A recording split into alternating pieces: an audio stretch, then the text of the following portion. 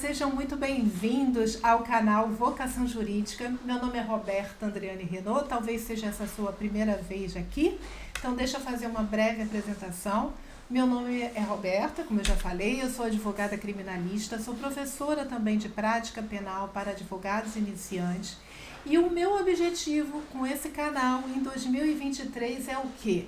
É o de informar, orientar, esclarecer aos advogados, aos estudantes de direito e também pessoas que têm interesse por direito penal, direito processual penal, falar também sobre a vivência da advocacia, inclusive com você que é familiar de algum preso, de alguém que esteja respondendo um processo criminal. Eu quero ajudar, contribuir da melhor forma possível para o seu entendimento, para você entender como funciona um processo criminal de fato, tá bom? Então, eu aproveito já a oportunidade para te dizer que se você quiser saber um pouco mais sobre o meu trabalho nas mídias sociais, se você quiser conhecer os meus segmentos de atuação, quiser entrar em contato comigo através do WhatsApp, eu vou deixar um link na parte descritiva aqui do vídeo, tá?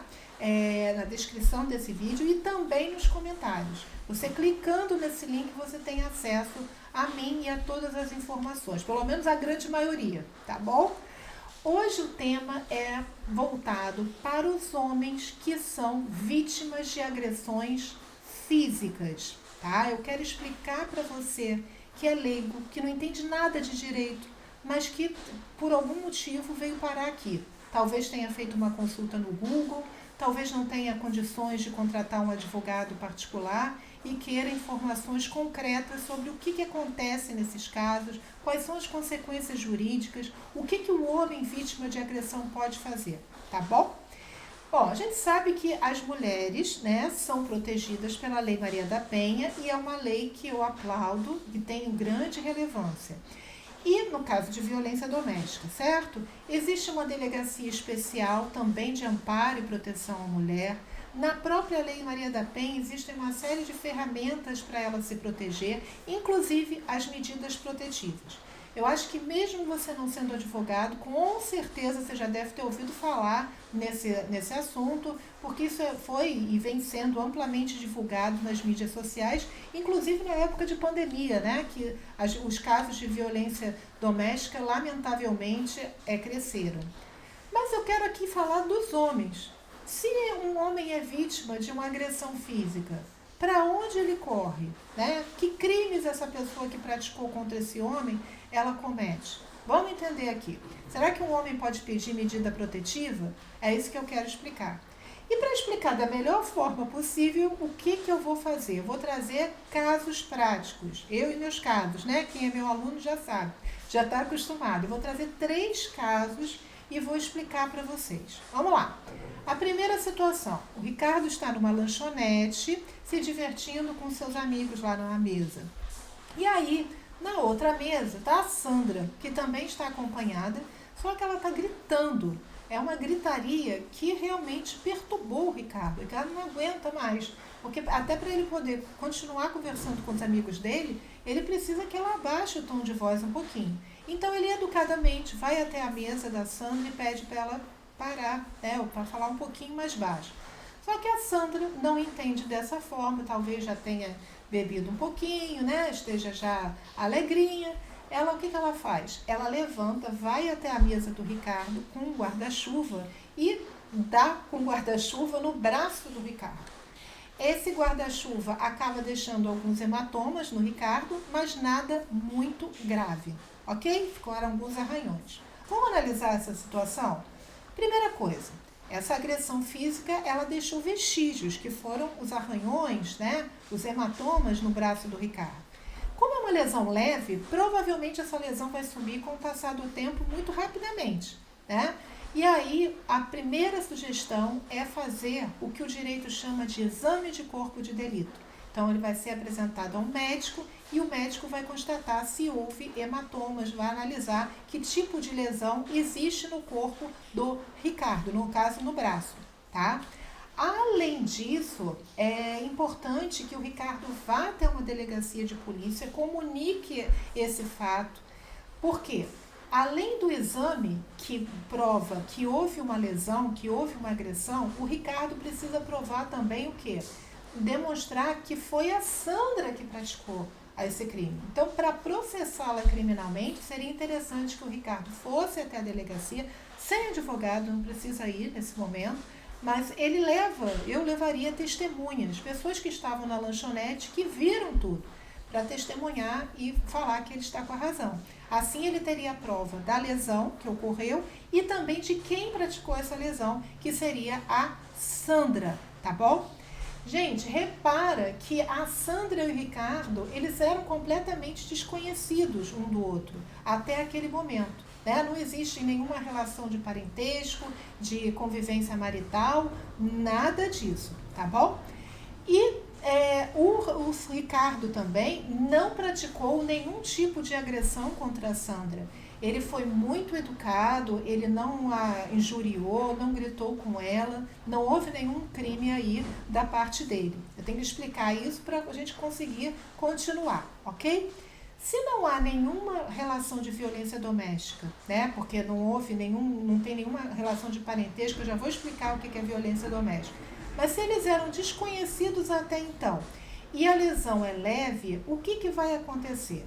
Quando o Ricardo estiver na delegacia e fazer a comunicação do delito, do que ocorreu, a autoridade que ouvi-lo vai lavrar um documento chamado termo circunstanciado. E esse termo circunstanciado vai ser encaminhado para um juizado chamado de Juizado Especial Criminal. O que é esse Juizado Especial Criminal? É um juizado de pequenas causas, você já deve ter ouvido falar na esfera civil. É parecido com isso. Então, infrações que não são muito graves, sabe? E a gente chama no direito de infrações de menor potencial ofensivo. Ou seja, aquelas infrações que não são graves e que não têm muitas consequências. Elas serão julgadas num juizado diferente de um tráfico de drogas, de um crime mais grave. E que lugar seria esse? O Juizado Especial Criminal. Então, o Ricardo foi até a delegacia, a autoridade fez o termo circunstanciado e encaminha esse termo para esse juizado. Na prática, o que pode acontecer com a Sandra? Antes de ter aquela audiência para ouvir testemunhas, para prestar interrogatório, aquilo que a gente já conhece, que você já deve ter ouvido falar, já deve ter visto nos filmes, a Sandra, ela vai ter direito a uma série de benefícios. É isso que acontece nos juizados de pequenas causas, os juizados especiais criminais. Então ela pode aceitar uma proposta de transação penal, que é um acordo entre o Ministério Público. Gente, está havendo barulho aqui, né, de vizinhos chegando, a gente está ainda em recesso forense, então eu vou continuar o vídeo, tá bom? Não vou interromper não, peço desculpas a vocês. Mas aí o que pode acontecer então com a Sandra? Pode ser apresentada essa proposta de transação penal, onde o Ministério Público oferece para ela algumas condições que, se ela cumprir, o processo é arquivado. Há também a possibilidade de uma audiência preliminar, um acordo entre vítima e a pessoa que agrediu, antes daquela audiência mais pesada, de ouvir testemunhas, etc. Se eles entrarem em acordo, também o processo é extinto. Então, quando vai para o Juizado Especial Criminal, tem uma série de facilidades para quem agrediu, tá? E você imagina que ela não aceitou nenhum benefício, ela quis continuar com o processo. Houve audiência e ela foi condenada. Ela não vai presa. Dificilmente ela vai para a prisão, vai ficar em regime fechado. Por quê? Porque a pena é muito baixa, então não tem essa possibilidade. Provavelmente ela vai ser condenada a uma prestação de serviços à comunidade, tá? Ou pagamento de cesta básica. É isso que acontece nessa primeira situação, ok? Agora vamos para a segunda situação. Imagina que nesse mesmo contexto de lanchonete, de barulho e tal, ao invés da Sandra ter atingido o Ricardo com um guarda-chuva, ela pegou um punhal ou um canivete, sei lá, e enfiou na mão do Ricardo. E esse canivete, ele atingiu profundamente um dos nervos, eu não entendo, né? Mas enfim, atingiu de uma forma que ele ficou incapacitado de trabalhar durante mais de 30 dias. Ele é artista plástico, imagina isso. Então, o que acontece? Essa lesão, que deixa de ser leve, aquela infração pequena que vai ser julgada no GCRIM, no Juizado Especial Criminal, agora não é mais leve. O Código Penal diz que quando há essa incapacidade para trabalho por mais de 30 dias, a lesão é grave. E aí, essa situação vai ser julgada onde? Numa vara criminal. A mesma vara criminal que julga os tráficos de drogas, por exemplo. Estou dando um exemplo aqui para você. A mesma vara criminal que julga os crimes mais graves. Então, aqueles benefícios que eu falei de transação penal, de acordo entre as partes, isso não existe no caso de lesão grave. E a pena é maior também, tá? A pena, ela vai até, salvo engano, vou olhar aqui direitinho para vocês, o parágrafo 1º, inciso 1, ela vai até 5 anos, tá? E aí, nesse caso, o que vai acontecer? Ela também dificilmente vai para um regime fechado. Se ela for condenada, ela pode ir para o regime semiaberto, ou mais provável que ela vá para o regime aberto, dependendo da pena que o juiz aplicar, né, durante esse período, até 5 anos. Ele pode aplicar a pena de 1 ano, de 2 anos, de 3 anos, então dificilmente, né? Regime fechado, esquece. Não, só um caso muito particular, uma situação muito mais grave, envolvendo outras situações, que não é o caso presente. E ela pode aqui, mesmo indo para a vara criminal, existe um benefício chamado suspensão condicional do processo, onde se ela fizer também, vai ser apresentado para ela algumas condições. É parecido, mas não é igual à transação penal, né? Eu estou explicando aqui para leigos, pessoas que nunca viram direito, para vocês entenderem. Mas se ela, por exemplo, assume o compromisso de comparecer no cartório, lá na vara criminal, em 2 meses ou todo mês, vai depender das condições que forem fixadas. Se ela atender isso, o processo, depois de 2 a 4 anos, ele vai ser arquivado. E não vai ter essa audiência de ouvir testemunhas, então não tem condenação, tá? Esse é o segundo caso. Agora vamos para o terceiro. O Roberto, esquece o Ricardo. O Roberto, ele é casado com a Tereza há 2 anos. Uma certa noite, tá? Numa acalorada discussão, o que acontece? A Tereza pega uma vassoura e com toda a força dá nas costas do Roberto. O Roberto fica com a marca da vassoura nas costas, não causou nenhum risco de vida, né? Nenhuma lesão grave, nada disso, tá? Mas ficou com a marca. Bom, e aí o que acontece? Essa lesão, ela é leve, porque deixou só hematomas, mas foi praticada numa relação de violência doméstica. E aí aqui eu vou ter que ler o artigo, tá, do Código Penal que fala sobre violência doméstica.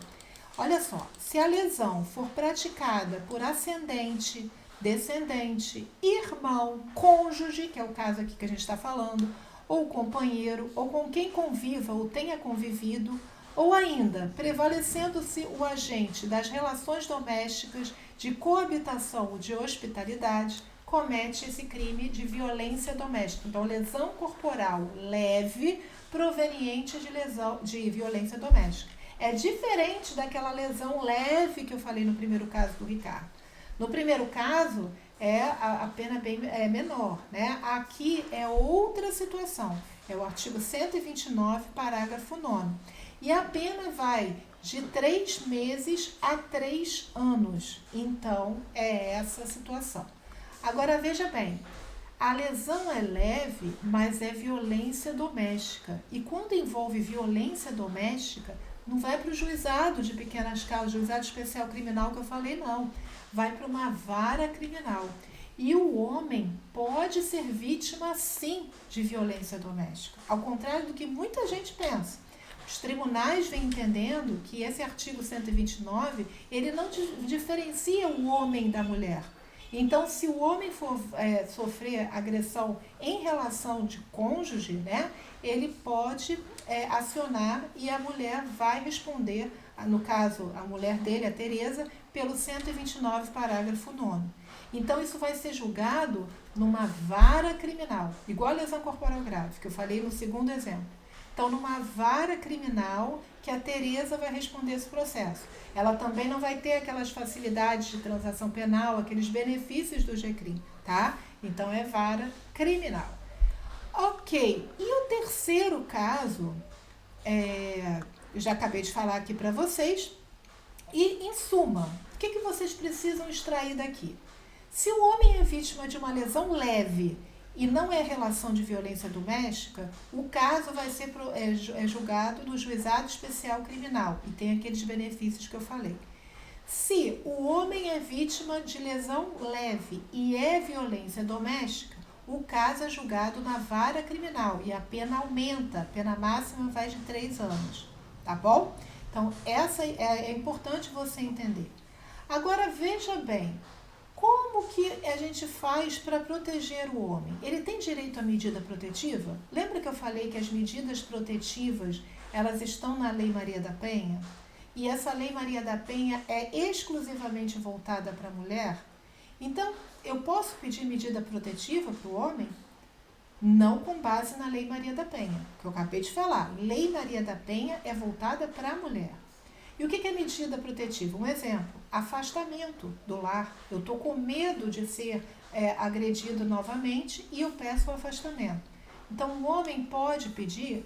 Pode, mas ele vai pedir com amparo em outra lei, que não é a Lei Maria da Penha. Ele vai pedir com base no artigo 319 do inciso 2 do Código de Processo Penal. Então, quando a gente fala em agressão física, a gente só atribui o Código Penal e o Código de Processo Penal ao homem, quando o homem é vítima disso.